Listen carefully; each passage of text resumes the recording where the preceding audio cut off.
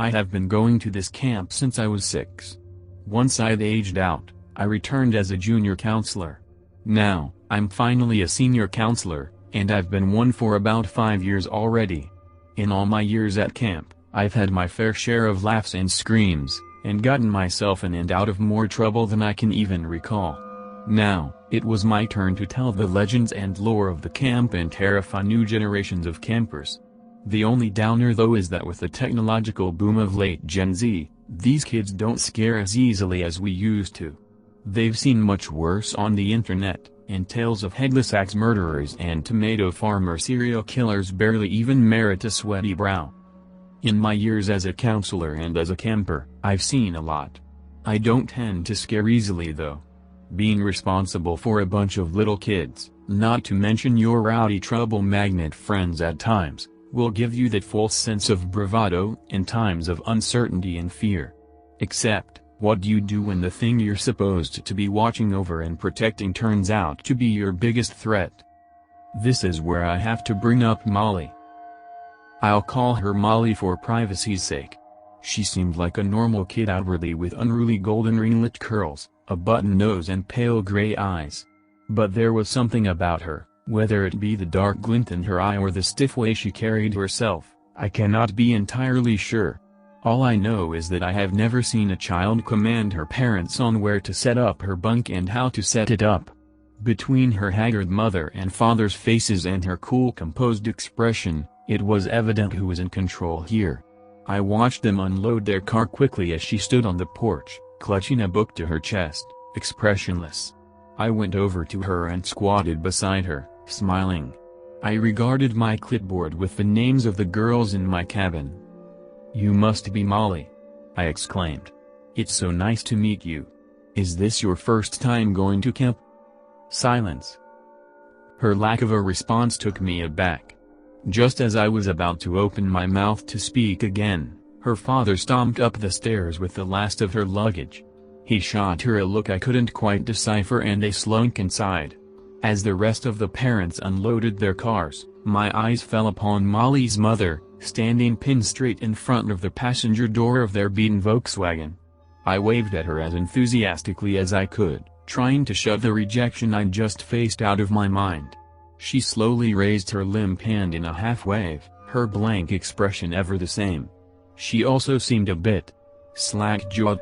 I let my hand fall loosely at my side as she slowly let hers fall back down to hers. Her movements were jerky and unnatural. It was unsettling. Never breaking eye contact, I made my way back inside to help the rest of my kids unpack.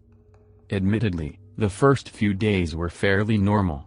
The first couple of nights, I had to sleep on a mattress on the floor of the kids' bunk room because they were either scared or they missed their moms, and begged me to stay with them.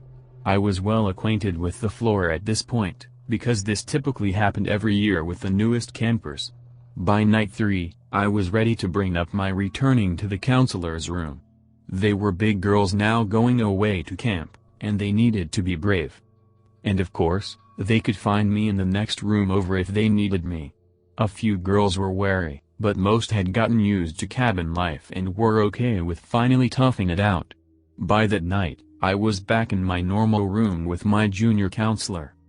Leaving the girls unattended was my first major mistake. It was the Thursday of the first week of camp when things began to happen. I was jolted from sleep by ear-splitting shrieks from the room next door. I practically flew from my top bunk with my junior counselor in tow as we beelined it for the girls' room. I burst through the door and found them cowering all together in a circle on the floor, holding each other and crying. Some were too scared to even move or breathe. "What is going on here, girls?" I cried. "Why were you screaming? What happened?" Between blubbering sobs, one of the girls pointed at the back window where Molly was standing. Molly scared us. She was scratching at the window from outside. I cocked my eyebrow at the dark, unmoving little figure at the back of the room. The red glow of the exit sign seemed to illuminate her eyes. I squinted at her frail silhouette. She was definitely still inside. There was no back door, no porch, and the cabin was held up by cement blocks. It would have been impossible for her to be peering in from the back window. "I only told them a little story," came a meek voice from the shadowy mass. "What story?" I demanded. "The story of the 3 headless nuns." I froze. No way. No fucking way. That was the scariest camp story we had. We didn't tell that story to campers until they were at least 10. And who the hell had it told her? I pushed the wave of questions out of my mind. I spent the next few hours telling the girls that the story wasn't real. Molly sat quietly in her bunk, watching soberly as the other traumatized 6-year-olds sobbed in their beds. I desperately tried to comfort them, but in the end, I dragged my mattress and sleeping bag back to my original spot on their floor. From then on, the girls couldn't sleep unless the windows were all securely covered. And they absolutely despised Molly. I'm talking full-on shunning and exclusion. I used every counselor trick I had up my sleeve to try and make things better and to reconcile the girls, but none of them were having any of it. Molly was especially disinterested in the others, choosing instead to read her copies of scary stories to tell in the dark over and over again. Over the course of the following weeks, Molly's behavior became increasingly sinister. She hid crickets and spiders in the girls' beds. She threw their toothbrushes in the unflushed toilets. She threw their clothes into the bushes and trees as it rained. She would hide under their bunks and make ungodly noises to scare them at night. She'd jump on top of them in the lake and pin them down until I sprinted over and pulled her off. She even slipped peanuts into one of the girls' bags of trail mix. The same girl who was deathly allergic to peanuts. After the peanut incident, the camp administrators and I decided that enough was enough. She was going to kill someone at this rate. I got onto the phone myself and let her parents have it. I recited the ever-growing list of offenses Molly had committed against my other campers and ultimately delivered the news that she was no longer welcome at camp.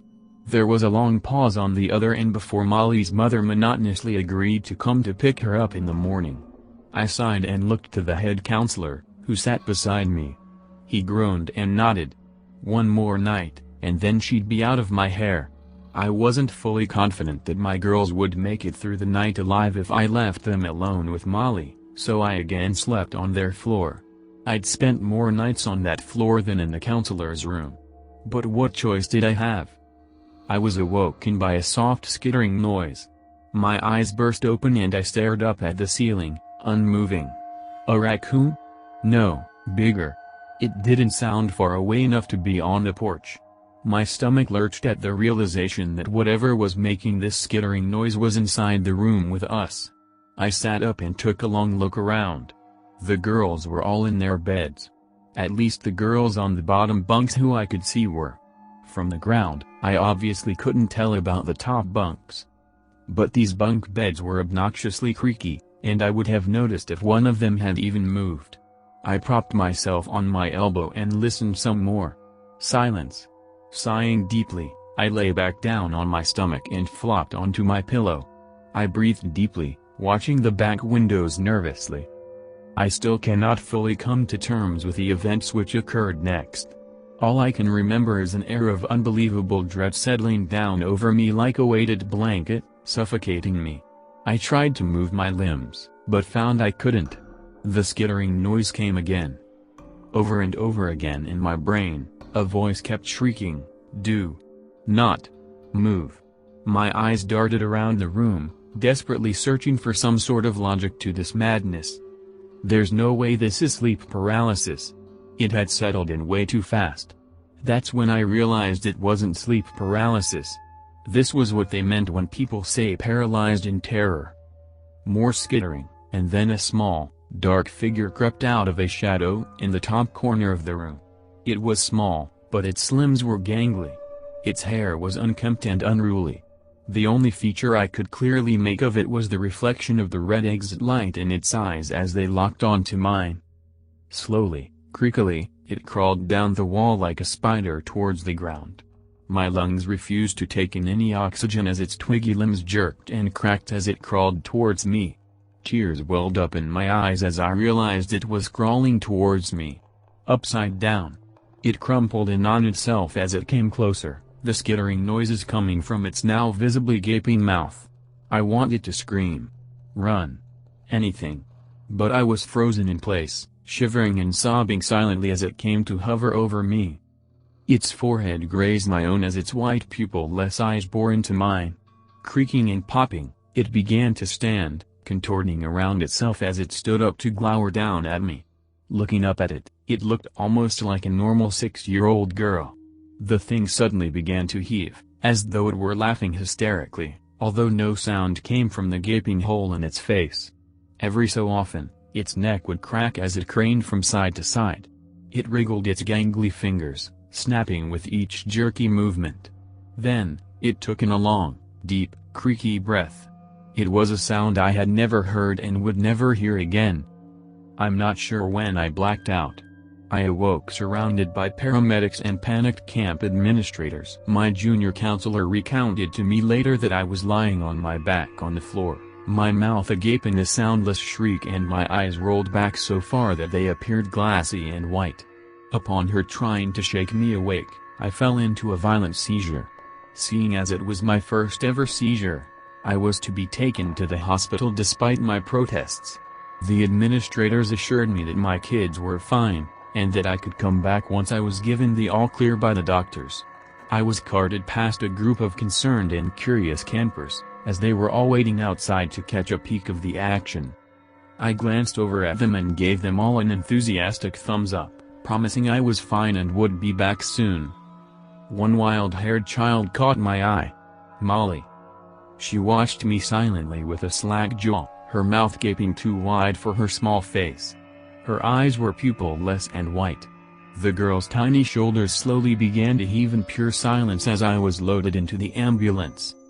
For a moment it looked as though she were laughing,